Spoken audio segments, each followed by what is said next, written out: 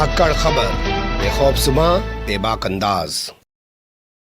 धाकड़ खबर के news room से मैं आपके साथ हूं अकरम रईस खान। बुद्धिजीवी वर्ग में एक बड़ी गंभीर बहस शुरू हो गई है कल से। लोगों का कहना है कि उत्तर प्रदेश में भारतीय जनता पार्टी अपनी सरकार बचाने के लिए या आरएसएस अपनी भाजपा की सरकार बचाने के लिए 1992 की तरह बाबरी विध्वंस जैसी कोई बड़ी वारदात करवा सकती है या कर सकती है, क्योंकि उत्तर प्रदेश के जो वर्तमान हालात कल से पैदा हुए हैं वो ठीक 1990 जैसे हालात हैं। अब यहां दो तीन सवाल खड़े हो जाते हैं। पहला सवाल ये कि भैया 1990 में कैसे हालात थे। दूसरा, आज के हालात की तुलना क्या 1990 के हालात से की जा सकती है। दूसरा, क्या वाकई में बाबरी विध्वंस जैसी कोई बड़ी वारदात देखने को मिल सकती है, क्योंकि लोगों का यह कहना है कि सत्ता पाने के लिए भारतीय जनता पार्टी कुछ भी कर सकती है। आप जानते ही हैं, आज भी पुलवामा के हमले पर सवाल खड़े होते हैं। लोगों का कहना है कि नरेंद्र मोदी ने सत्ता हासिल करने के लिए पुलवामा हुआ था या करवाया था, आज तक उसकी रिपोर्ट सामने नहीं आई। अभी हाल फिलहाल में आपने देखा होगा,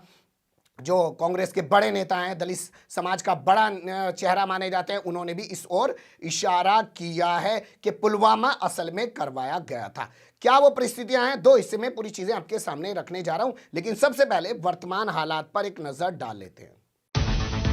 देखिए, वर्तमान हालात का अगर जिक्र करें तो उसमें सबसे अहम चेहरा उभर के इस वक्त आ रहे हैं, वो है केशव प्रसाद मौर्य। केशव प्रसाद मौर्य ओबीसी यानी कि पिछड़ी जाति के बड़े नेता माने जाते हैं। कैबिनेट मंत्री थे योगी सरकार में। कल अचानक उन्होंने ऐलान कर दिया कि मैं तो इस्तीफा दे रहा हूं। उनका इस्तीफा लेकर रोशन लाल वर्मा नाम के विधायक राजभवन पहुंच गए और राज्यपाल आनंदीबेन पटेल को इस्तीफा जो है पकड़ा दिया। इसके बाद अजीब सी झड़ी लग गई उत्तर प्रदेश के अंदर और स्वयं प्रसाद मौर्य के साथ साथ 8 विधायकों ने इस्तीफा दे दिया अपना। और आपने देखा होगा, शरद पवार ने तो ऐलान कर दिया कि 13 विधायक इस्तीफा देंगे। अभी ये सिलसिला रुकने वाला नहीं। एक तस्वीर उभरकर सामने आई जिसे प्रसाद मौर्य अखिलेश यादव के साथ जाते हुए दिखाई दिए। इसके साथ ही जो चीज सबसे अहम तौर पर सामने आई है, जिसके बाद ये कहा जा रहा है कि बाबरी विध्वंस जैसी स्थिति हो सकती है, उस पर थोड़ा गौर कर लीजिएगा। लोग कह रहे हैं कि स्वामी प्रसाद मौर्य ने जातीय जनगणना को बड़ा मुद्दा बनाया। उनका कहना है कि दलितों पर, पिछड़ों पर इस सरकार में अत्याचार किया जा रहा है, उनके आरक्षण को लूटा जा रहा है। अब यहीं से दोनों चीजें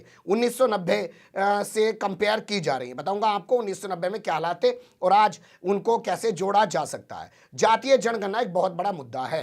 केंद्र सरकार जातीय जनगणना कराने को तैयार नहीं है, जबकि जातीय जनगणना कराने के लिए ओबीसी जाति के जितने भी तमाम लोग हैं वो लगातार दबाव बना रहे हैं। तो क्या फिर से मंडल कमंडल की राजनीति हो रही है? हालात को समझिए। 2013-14 से नरेंद्र मोदी जब से सत्ता में आए हैं या आज सत्ता में आने से पहले उन्होंने जो एक माहौल बनाया और पिछले 7-8 साल के दौरान जो माहौल बना है, उससे साफ दिख रहा है कि हिंदुत्व पूरी पीक पे पहुंचा हुआ, पूरी ऊंचाई पे हिंदुत्व इस वक्त पहुंचा हुआ है और हिंदुत्व के आड़ में तमाम चीजों को दफन करने की कोशिश की जा रही है, चाहे दलित हो, चाहे ओबीसी हो, और जो अल्पसंख्यक है उनका तो वो ठीक कह रहा है।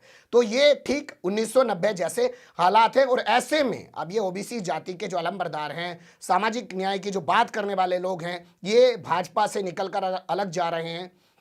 तो हालात 1990 जैसे ही बन रहे हैं। आपने देखा होगा, बिहार में नीतीश कुमार भी आरजेडी के साथ जाने को तैयार बैठे हैं, यानी कि बीजेपी का दामन छोड़ के फिर से एक बार वो लालू के साथ जाके सरकार बना सकते हैं, क्योंकि उनका कहना है कि अगर केंद्र सरकार यानी कि मोदी सरकार अगर जनगणना नहीं कराएगी जाति आधारित, तो हम लोग प्रदेश स्तर पर जाति आधारित जनगणना करा देंगे। तो इसी में लोग कह रहे हैं कि हिंदुत्व पीक पे है, यानी कि कमंडल की राजनीति सबसे जबरदस्त हो रही है, लेकिन उसके सामने फिर से एक बार मंडल की राजनीति खड़ी हो गई है। और ऐसे में क्या भाजपा के सामने फिर 1992 की तरह वही विकल्प बच जाता है कि बाबरी विध्वंस जैसी कोई बड़ी वारदात को अंजाम दिला दिया जाए और हिंदुत्व को बचाने की कोशिश की जाए?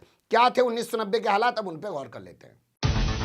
देखिए, 1990 के हालात पे अगर आपको गौर करना है तो आपको जाना पड़ेगा 1986 में, जिस वक्त बाबरी मस्जिद के ताले खुलवा दिए गए और उसके बाद से हिंदुत्व पीक पर चढ़ने लगा। लाल कृष्ण आडवाणी ने तो बाकायदा एक रथ यात्रा शुरू कर दी और रथ यात्रा के दौरान बवाल, दंगे सब कुछ हुए। और जो बीजेपी 2 सीटों वाली बीजेपी हुआ करती थी, 89 के इलेक्शन में आप देखेंगे कि 80 से ज्यादा सीटें जीत कर आ गई, यानी कि हिंदुत्व के जरिए जो है भाजपा आगे बढ़ने लगी। और हर ओर, मैं छोटा सा था, स्कूल जाता था, हमारे बगल में हॉस्पिटल था, दीवारें थी, दीवारों पे आजकल तो पोस्टर बना देते हैं और वो बैनर बना देते हैं, चिपका देते हैं। तब ये सुविधा कहाँ होती थी? तो वो लिखा होता था, मंदिर वहीं बनाएंगे, पता नहीं कैसे कैसे नारे लिखे होते थे, वो सब नारे लिखे होते, हर ओर हिंदुत्व ही हिंदुत्व नजर आ रहा था। अचानक प्रधानमंत्री वीपी सिंह ने मंडल कमीशन लागू कर दिया और जब मंडल कमीशन लागू किया और उसके बाद ये तय हुआ कि ओबीसी जातियों को भी आरक्षण मिलेगा, तो जो 6, 7, 8 साल के अंदर जैसे आज नरेंद्र मोदी के आने के बाद 6, 7, 8 साल के अंदर हिंदुत्व पीक पर पहुंचा हुआ है और इन्होंने जातीय जनगणना की बात करके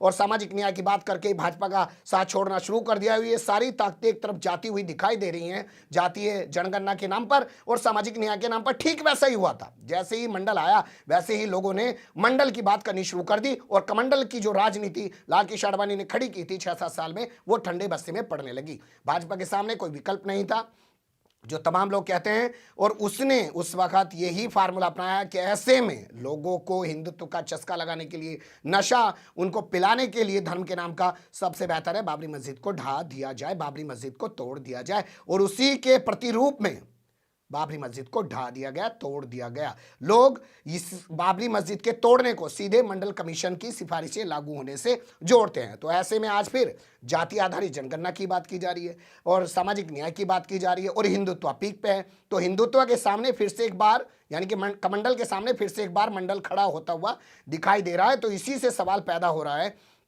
कि क्या वाकई में बाबरी विध्वंस जैसी कोई बड़ी वारदात हो सकती है, क्योंकि अभी हाल फिलहाल में हमारे सामने त्रिपुरा का चुनाव गुजरा है। हमने देखा है वहां पे 334 पंचायत सीटें थी, जिसमें से 329 भाजपा ने जीती। जानते हैं क्यों जीती? बांग्लादेश में कथित तौर पर हिंदुओं पर और उनके धर्मस्थलों पर हुए हमले के आधार पर भगवाधारी गुंडों ने त्रिपुरा के पानीसागर जिले में आतंक मचाया, बवाल काटा और उसका फायदा भाजपा को हुआ। तो भाजपा को पता है जब जब दंगा होता है, चाहे 2002 का गुजरात दंगा हो, चाहे 2013 का मुजफ्फरनगर दंगा हो, सारे दंगों का, चाहे उससे पहले बाबरी मस्जिद ढहने के बाद जो दंगे मुंबई में हुए, वहाँ पहली बार भाजपा की सरकार बनी थी ना, शिवसेना के साथ मिलकर। मुरली मनोहर को वहाँ पे मुख्यमंत्री बना दिया गया था, आप जानते ही हैं। तो सब जगह इन्हीं को फायदा होता है। तो इसलिए लोग ये कह रहे हैं कि अब भाजपा के पास सिर्फ एक ही विकल्प बच गया है। जिस तरीके से उसके तमाम ओबीसी नेता उसको छोड़कर जा रहे हैं और उसके लिए एक बड़ी खतरे की घंटी पैदा हो गई है। अपनी सत्ता बचाने के लिए वो यहाँ पे बाबरी विध्वंस जैसी वारदात करा सकती है। क्यों करा सकती है उसको भी थोड़ा समझ लीजिए।